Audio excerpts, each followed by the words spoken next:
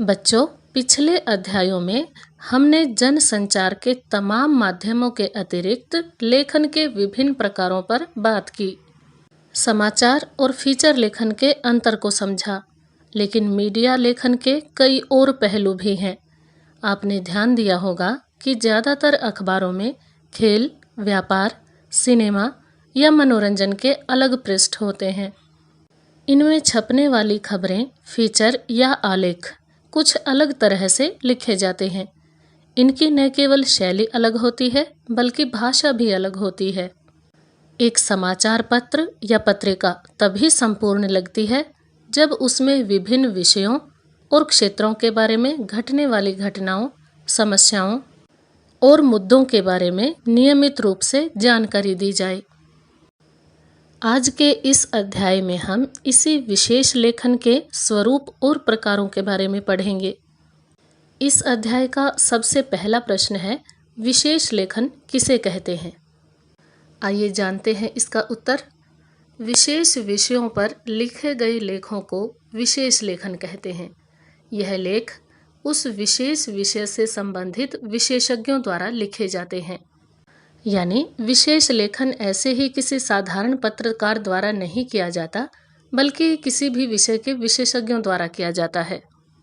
ये विषय भी सामान्य विषय से हटकर होते हैं, रोजमर्रा घटने वाली घटनाओं से अलग होते हैं, जैसे कृषि, व्यापार, शिक्षा, स्वास्थ्य, खेल, मनोरंजन, प्रौद्योगिकी और कानून आदि विशेष लेखन के अंतर्गत माने जाते हैं। समाचार पत्रों और पत्रिकाओं में इन विषयों पर विशेष लेख लिखे जाते हैं। समाचार पत्रों में विशेष लेखन के लिए एक अलग पेज व एक अलग स्थान निर्धारित होता है। आपने भी अखबार पढ़ते हुए ध्यान दिया होगा, अर्थ जगत का पेज अलग होता है, खेल की खबरों का पेज अलग होता है, साहित्य से संबंधित पेज अलग होता है।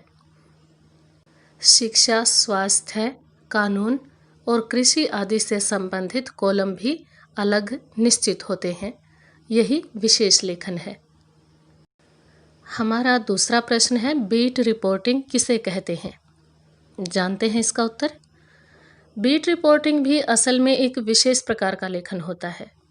अधिकतर समाचार पत्रों और पत्रिकाओं के अलावा टीवी और रेडियो चैनलों में भी विशेष लेखन के लिए अलग डेस्क होता है और उस विषय पर काम करने वाले पत्रकारों का समूह भी अलग होता है। जैसे कि समाचार पत्रों और अन्य माध्यमों में बिजनेस यानी कारोबार और व्यापार का अलग डेस्क होता है, इसी तरह खेल की खबरों और फीचर के लिए खेल डेस्क अलग होता है। इन डेस्कों पर काम करने वाले संवाददाता अपने संबंधित विषय के विशेषज्ञ होते हैं। असल में खबरें भी कई तरह की होती हैं, जैसे राजनीतिक, आर्थिक, अपराध संबंधी, खेल संबंधी या फिल्मी समाचार, कृषि से संबंधित, कानून से संबंधित या विज्ञान या किसी भी और विषय से जुड़ी हुई। इसीलिए संवाददाताओं के बीच काम का विभाजन आमतौर पर उनकी दिलचस्पी और ज्ञान को ध्यान में रखते हुए किया जाता है। मीडिया की भाषा में इसे बीट कहते हैं। बीट रिपोर्टिंग करने वाले रिपोर्टर को संवाददाता कहा जाता है। यहाँ यह बात समझने की है कि प्रतिदिन घटने वाली घटनाओं से संबंधित समाचार लिखने वाले पत्रकार कहलाते हैं, जबकि बीट रिपोर्टिंग करने वाले पत्रकार को संवाददाता कहा जाता है। एक संवाददाता की बीट अगर अपराध है, तो इसका मतलब यह है कि उसका कार्य उसके क्षेत्र में घटने वाली आपराधिक घटनाओं की रिपोर्टिंग करना है। अखबार की ओर से वह इनकी रिपोर्टिंग के लिए जिम्मेदार और जवाबदेह होता है। इसी तरह यदि किसी की दिलचस्पी और जानकारी का क्षेत्र खेल है, तो उसे खेल बीट मिल सकती है, और यदि किसी की कारोबार जगत से जुड़ी खबरों में दिलचस्पी और जानकारी है, तो उसके हिस्से आर्थिक रिपोर्टिंग की जिम्मेदारी आ सकती है। अगर किसी संवाददाता को प्रकृति या पर्यावरण से प्यार है और इसके बारे में वह ज़्यादा जानकारी रखता है, तो उसको पर्यावरण बीट मिल सकती है। इसी प्रकार से अन्य विषयों से संबंधित बीट रिपोर्टिंग की जाती है। हमारा तीसरा प्रश्न है, विशेषीकृत रिपोर्टिंग किसे कहते हैं? तो आइए जानते हैं विशेषीकृत रिपोर्टिंग के बारे में। विशेषीकृत रिपोर्टिंग बीट रिपोर्टिंग की अगली कड़ी है। इसमें घटना से संबंधित तथ्यों का गहन विश्लेषण किया जाता है। यानी बीट रिपोर्टिंग में तो विशेष क्षेत्र की केवल खबरें तक दी जाती हैं, जबकि विशेषीकृत रिपोर्टिंग में उस खबर या उस घटना से संबंधित तथ्यों का गहराई से विश्लेषण किया जाता है। किसी विशेष क्षेत्र की विशेष जानकारी देते हुए उसका विश्लेषण करना विशेषीकृत पत्रकारिता है। सामान्य खबरों से आगे बढ़कर उस विशेष क्षेत्र या विषय से जुड़ी घटनाओं, मुद्दों और समस्याओं का बारीकी से विश्लेषण करना, यानी जांच पड़ताल करना, सभी तथ्यों की जानकारी जुटाना और पाठकों के लिए उसका अर्थ स्पष्ट करने की कोशिश करना विशेषीकृत रिपोर्टिंग कहलाता है। इसे हम इस प्रकार से भी समझ सकते हैं कि विशेष लेखन केवल बीट रिपोर्टिंग तक ही सीमित नहीं है। यह बीट रिपोर्टिंग से आगे एक तरह की विशेषीकृत रिपोर्टिंग है, जिसमें न सिर्फ उस विषय की गहन जानकारी होनी चाहिए, बल्कि उसकी रिपोर्टिंग से संबंधित भाषा और शैली पर भी पूरा अधिकार होना चाहिए। इसे समझने के लिए हम शेयर मार्केट का एग्जाम्पल लेते हैं। अगर शेयर मार्केट में गिरावट आती है तो उस बीट पर रिपोर्टिंग करने वाला संवाददाता तथ्यों पर आधारित उसकी एक रिपोर्ट तैयार करेगा, जिसमें कब, कैसे और कितनी गिरावट आई जैसी सभी जरूरी सूचनाएं शामिल होंगी। यानी बीट रिपोर्टिंग में किसी घटना से संबंधित कब, कैसे और कितने आदि प्रश्नों का उत्तर दिया जाता है। लेकिन विशेषीकृत रिपोर्टिंग करने वाला विशेष संवाददाता इसका विश्लेषण करके यह स्पष्ट करने की कोशिश करेगा कि बाजार में गिरावट क्यों आई, किन कारणों से आई और इसका आम निवेशकों पर क्या असर पड़ेगा। यानी जो विशेष संवाददाता होता है, विशेषीकृत रिपोर्टिंग करने वाला होता है, वो उस घटना की तह तक जाता है, गहराई से जांच पड़ताल करता है और विभिन्न क्षेत्रों में पड़ने वाले उसके प्रभाव का अनुमान लगाता है। चौथे प्रश्न में पूछा गया है कि बीट रिपोर्टिंग और विशेषीकृत रिपोर्टिंग में क्या अंतर होता है। अभी तक हम इन दोनों रिपोर्टिंग के बारे में पढ़ चुके हैं। ये विशेष लेखन के ही दो प्रकार हैं, बीट रिपोर्टिंग और विशेषीकृत रिपोर्टिंग। अब हमें इन दोनों के अंतर बताने हैं। देखिए, इनमें सबसे पहला अंतर है, बीट रिपोर्टिंग तथ्यों पर आधारित होती है, जबकि विशेषीकृत रिपोर्टिंग विश्लेषण पर आधारित होती है। यानी बीट रिपोर्टिंग में ज़्यादा महत्वपूर्ण उपलब्ध सूचनाएं होती हैं, जबकि विशेषीकृत रिपोर्टिंग में उन सूचनाओं की गहन जांच पड़ताल की जाती है। दूसरा अंतर देखते हैं, बीट रिपोर्टिंग करने वाले रिपोर्टर को संवाददाता कहा जाता है, जबकि विशेषीकृत रिपोर्टिंग करने वाले रिपोर्टर को विशेष संवाददाता कहते हैं। अब देखते हैं तीसरा अंतर। बीट रिपोर्टिंग में संवाददाता अपनी बीट से संबंधित सामान्य खबरें लिखता है, यानी जिसकी बीट अपराध है वो अपने क्षेत्र की अपराध से संबंधित सामान्य खबरें लिखेगा। जिसकी बीट खेल है वो खेल से संबंधित लिखेगा। जिसकी बीट शिक्षा और साहित्य है वो शिक्षा और साहित्य से संबंधित सामान्य खबरें लिखेगा। जबकि विशेषीकृत रिपोर्टिंग में विशेष संवाददाता अपने क्षेत्र से संबंधित विशेष खबरें लिखता है और उन खबरों में अधिक गहराई होती है। चौथा अंतर है, बीट रिपोर्टिंग में घटना या समस्या की केवल सूचना दी जाती है, यानी जो सूचनाएं उपलब्ध हैं, जो जानकारी उपलब्ध है, केवल वही जनता तक पहुंचाई जाती है। जबकि विशेषीकृत रिपोर्टिंग में उस घटना या समस्या की पूरी तरह से छानबीन की जाती है और नए तथ्यों को जनता के सामने लाया जाता है। हमारा पांचवा प्रश्न है, विशेष लेखन की भाषा और शैली किस प्रकार की होनी चाहिए। अब तक हमने विशेष लेखन के बारे में जाना और अब हम जानेंगे विशेष लेखन की भाषा और शैली के बारे में। विशेष लेखन की भाषा और शैली सामान्य लेखन से अलग होती है। विशेष लेखन के लिए भाषा और शैली निम्नलिखित प्रकार की होनी चाहिए।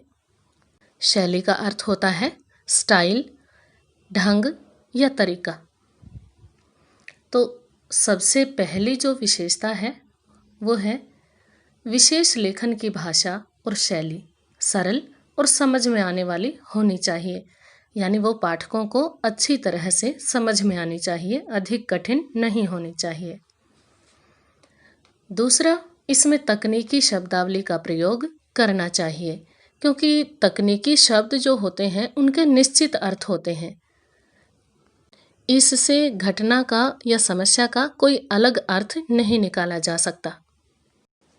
तीसरा, इसमें क्षेत्र विशेष से जुड़ी शब्दावली का प्रयोग करना चाहिए, यानी सभी क्षेत्रों में किसी एक ही वस्तु के लिए या किसी एक ही घटना के लिए अलग अलग शब्दों का प्रयोग हो सकता है।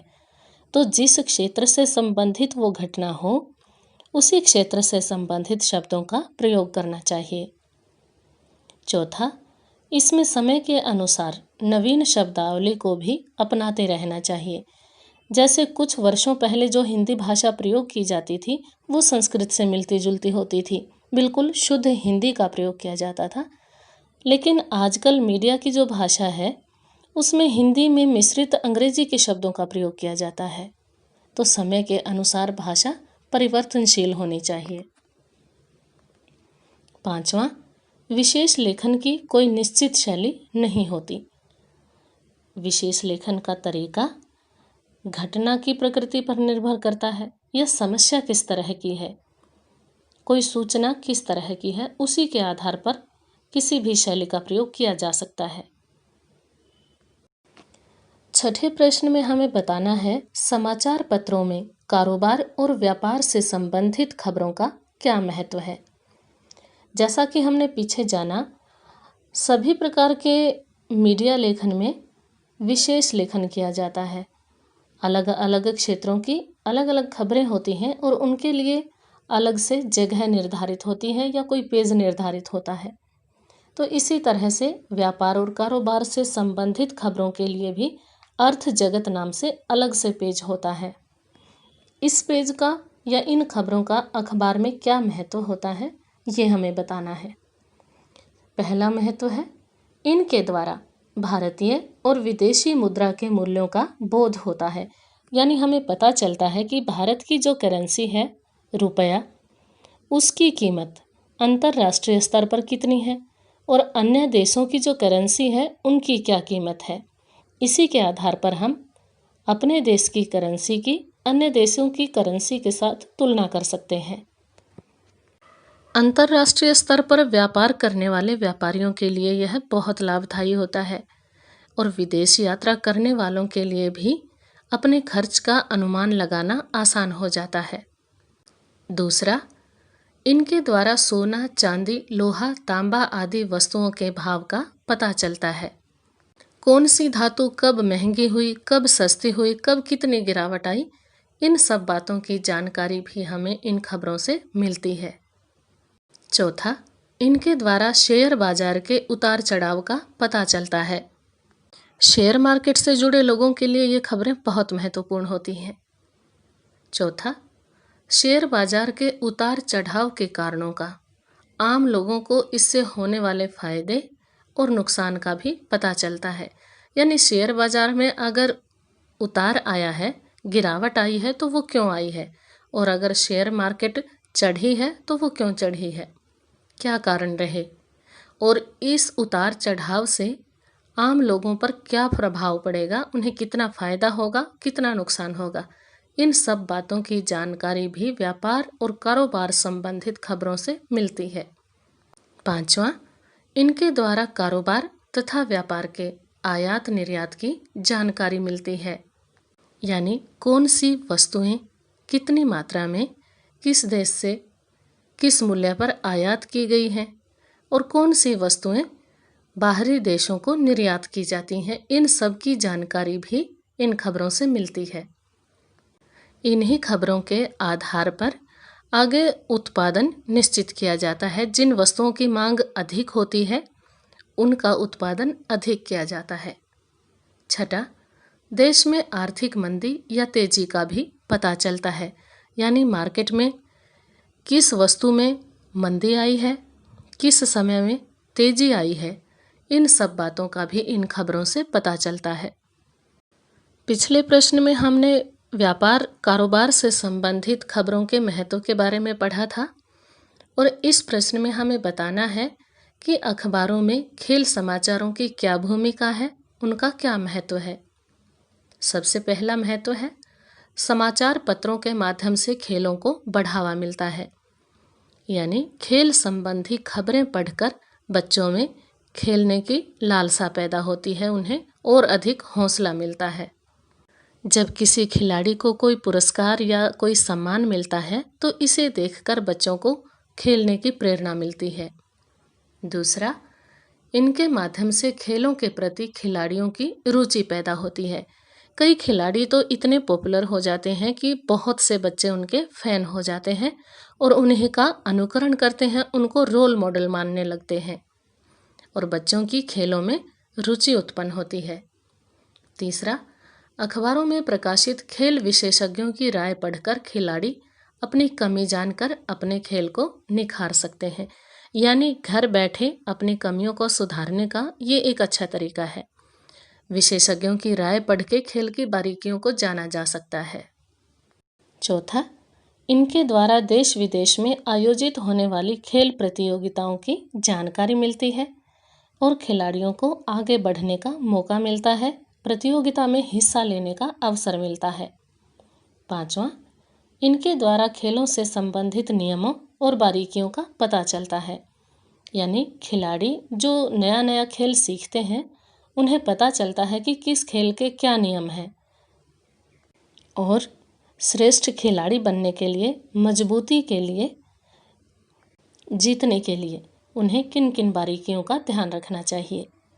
छठा, इनके माध्यम से खेलों के इतिहास और रिकॉर्ड्स के बारे में जानकारी प्राप्त करके उन्हीं के अनुसार खेलों की तैयारी की जा सकती है, यानी जो बहुत अच्छे खिलाड़ी होते हैं वो जब ये देखते हैं कि किसी खिलाड़ी ने कोई बहुत ऊंचा रिकॉर्ड बनाया है तो वो इस रिकॉर्ड को तोड़ने की कोशिश करते हैं और अपने खेल को और ज़्यादा बेहतर बनाते हैं।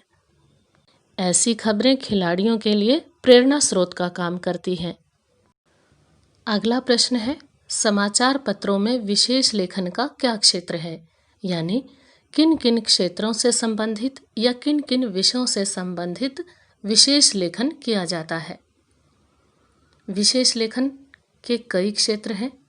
आमतौर पर रोजाना की रिपोर्टिंग को छोड़कर, यानी प्रतिदिन जो घटनाएं घटती हैं, जिनकी सूचनाएं हमें मिलती हैं, उनको छोड़कर वे सभी क्षेत्र विशेष लेखन के दायरे में आते हैं, जिनमें अलग से विशेषज्ञता की ज़रूरत होती है, यानी स्पेशलाइजेशन की ज़रूरत होती है, जिनके लिए केवल स्पेशलिस्ट या विशेषज्ञ ही लिख सकते हैं।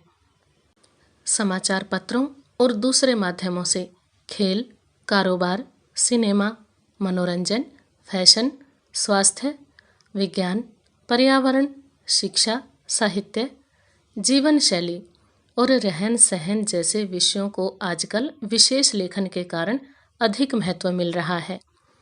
अखबार पढ़ते समय आपने देखा भी होगा, अगर कोई नई फिल्म आती है तो उससे संबंधित रिव्यू अखबार में प्रकाशित किए जाते हैं, या गर्मी अधिक है तो गर्मी से बचने के उपायों के बारे में किसी स्पेशलिस्ट की राय अखबार में दी जाती है। बदलते हुए फैशन के बारे में जानकारी दी जाती है। समय के साथ साथ बदलती हुई जीवन शैली के बारे में जानकारी दी जाती है। कोई भी नए वीडियो गेम या कोई नए गैजेट्स यदि लॉन्च होते हैं तो उनकी जानकारी भी अखबार में दी जाती है और इसी वजह से विशेष लेखन को अधिक महत्व मिल रहा है। इसके अलावा रक्षा, विदेश नीति, राष्ट्रीय सुरक्षा और कानून जैसे क्षेत्रों में भी विशेषीकृत रिपोर्टिंग को प्राथमिकता दी जा रही है। यहाँ पत्रकारीय विशेषज्ञता का मतलब यह है कि व्यावसायिक रूप से प्रशिक्षित न होने के बावजूद उस विषय में जानकारी और अनुभव के आधार पर अपनी समझ को इस हद तक विकसित करना कि उस विषय या क्षेत्र में घटने वाली घटनाओं और मुद्दों की आप सहजता से व्याख्या कर सकें और पाठकों के लिए उनके मायने स्पष्ट कर सकें। इस बात को हम इस तरह से समझ सकते हैं कि मानिए कोई डॉक्टर हार्ट स्पेशलिस्ट है, उसे अपने एरिया की, अपने काम की पूरी जानकारी है, लेकिन इसका मतलब यह नहीं कि वो विशेषीकृत रिपोर्टिंग कर सकता है चिकित्सा के बारे में। इसके लिए उसे पत्रकारिता का विशेष अनुभव प्राप्त करना होता है। जो डॉक्टर हार्ट स्पेशलिस्ट है वो अपने काम में परफेक्ट हो सकता है, लेकिन लोगों को समझाना एक अलग बात होती है। उसके लिए उसे पत्रकारिता का विशेष अनुभव प्राप्त करना होगा। बल्कि यदि कोई अपने बीट से संबंधित या अपने क्षेत्र से संबंधित कारोबारी रूप से बेशक ट्रेंड ना हो, प्रशिक्षित ना हो, कोई डिग्री उसने चिकित्सा से संबंधित ना कर रखी हो, लेकिन उसकी अपनी समझ, उसकी जानकारी और उसका अनुभव इतना ज़्यादा विकसित हो कि उसने सारी जानकारी एकत्रित कर ली हो, गहराई तक जानकारी प्राप्त कर ली हो, तो वो सहजता से विशेषीकृत रिपोर्टिंग या विशेष लेखन कर सकता है और अपनी बात पाठकों तक आसानी से पहुंचा सकता है। अगला प्रश्न है, सूचनाओं की प्राप्ति के विभिन्न स्रोतों की गणना कीजिए। यानी समाचार पत्रों को जो सूचनाएं, जो खबरें प्राप्त होती हैं वो कहाँ से मिलती हैं। तो इसका सबसे पहला स्रोत है मंत्रालय के सूत्र, यानी प्रशासन से संबंधित खबरों के लिए मंत्रालय से सूचनाएं प्राप्त की जाती हैं। वहाँ के लिए अलग से रिपोर्टर नियुक्त किए जाते हैं। राज्यसभा या लोकसभा में कब कौन सा सत्र चल रहा है, कब किस विषय पर मीटिंग हुई, कौन से फैसले लिए गए, कौन सा प्रस्ताव पेश किया गया, क्या प्रस्ताव पास किया गया, इन सब की जानकारी मंत्रालय से प्राप्त होती है। दूसरा है प्रेस कॉन्फ्रेंस। यदि किसी प्रसिद्ध व्यक्ति को कोई खास खबर जनता तक पहुंचानी हो तो वो पत्रकारों को आमंत्रित करता है, रिपोर्टर्स को इनवाइट करता है, एक बैठक करता है और अपनी खबर जनता तक पहुंचाता है। इसे प्रेस कॉन्फ्रेंस कहा जाता है। तीसरा है साक्षात्कार। किसी प्रसिद्ध व्यक्ति का इंटरव्यू लेकर उसके बारे में जान सकते हैं, सारी जानकारी प्राप्त कर सकते हैं और उसे अखबार में प्रकाशित कर सकते हैं। चौथा, सर्वे और जांच समितियों की रिपोर्ट्स।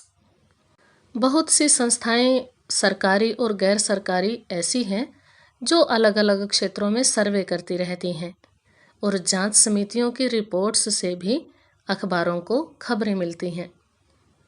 पांचवा, उस क्षेत्र में सक्रिय संस्थाएं और व्यक्ति। किसी क्षेत्र में यानी किसी भी विशेष जगह पर, किसी एरिया में यदि कोई प्रसिद्ध व्यक्ति होता है, अपने क्षेत्र की पूरी जानकारी रखता है, तो उससे भी अखबार को सूचनाएं प्राप्त हो जाती हैं। या कोई संस्था है जिसमें विशेष आयोजन वगैरह होते रहते हैं, वहाँ से भी अखबारों को सूचनाएं मिलती हैं।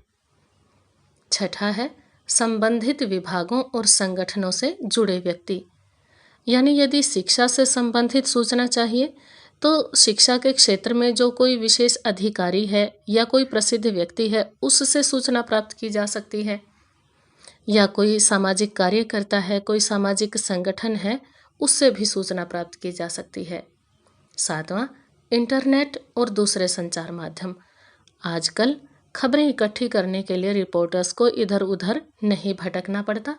इंटरनेट पर और दूसरे जो इलेक्ट्रॉनिक मीडिया के साधन हैं उन पर घर बैठे खबरें मिल जाती हैं।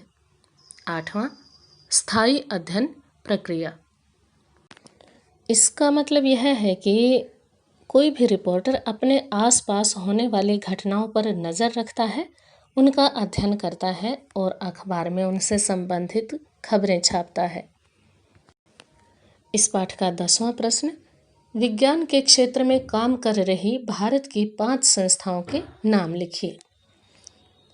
यह प्रश्न न केवल 12वीं कक्षा के अभिव्यक्ति और माध्यम के स्टूडेंट्स के लिए इम्पोर्टेंट है, बल्कि जो कंपटीशन टेस्ट की तैयारी करने वाले स्टूडेंट्स हैं उनके लिए भी यह बहुत इम्पोर्टेंट है और जानकारी प्रदान करने वाला है।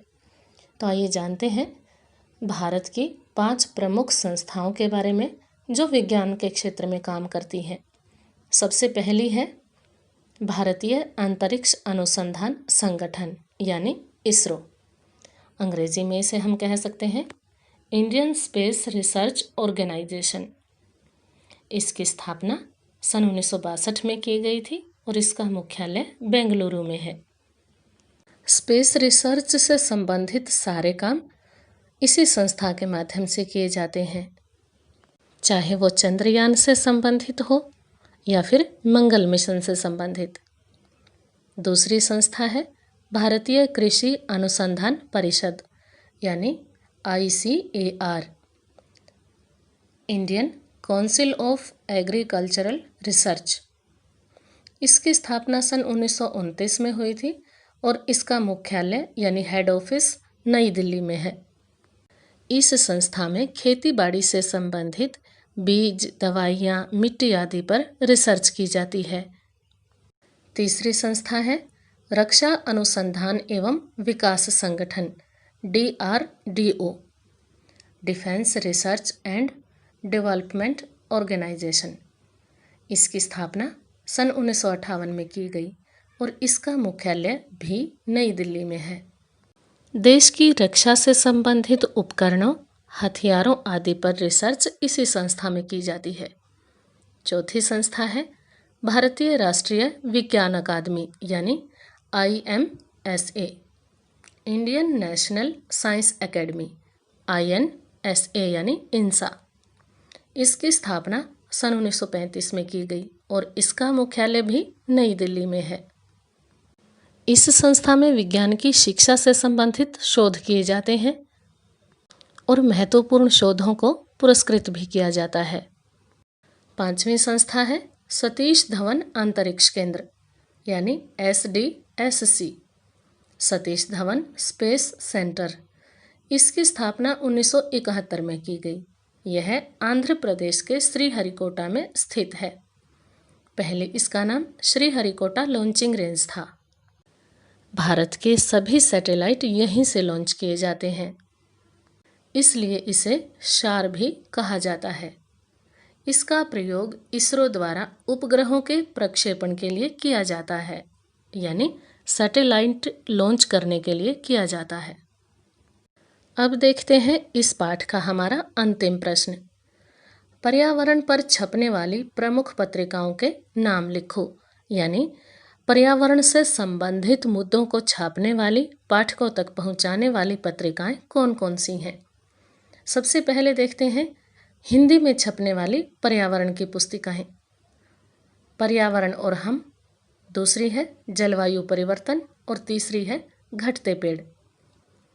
अब देखते हैं पर्यावरण पर छपने वाली अंग्रेजी भाषा की प्रमुख पत्रिकाएं।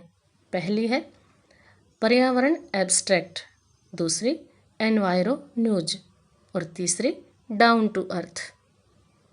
तो ये थे हमारे विशेष लेखन के स्वरूप और प्रकार। यदि किसी स्टूडेंट को कोई क्वेश्चन या कोई बात समझ में ना आई हो तो वो कमेंट बॉक्स में पूछ सकता है।